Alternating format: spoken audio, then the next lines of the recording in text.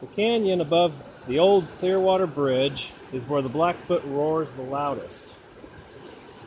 The backbone of a mountain would not break, so the mountain compresses the already powerful river into sound and spray before letting it pass. Here, of course, the road leaves the river. There's no place in the canyon for an Indian trail. Even in 1806, when Lewis left Clark to come up the Blackfoot, he skirted the canyon by a safe margin.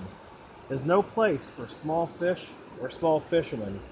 Even the roar adds power to the fish, or at least intimidates the fishermen.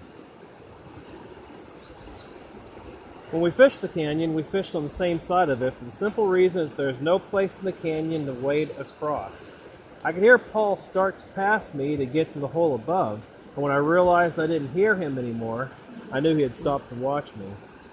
Although I never pretended to be a great fisherman, it was always important to me that I was a fisherman and looked like one, especially when fishing with my brother.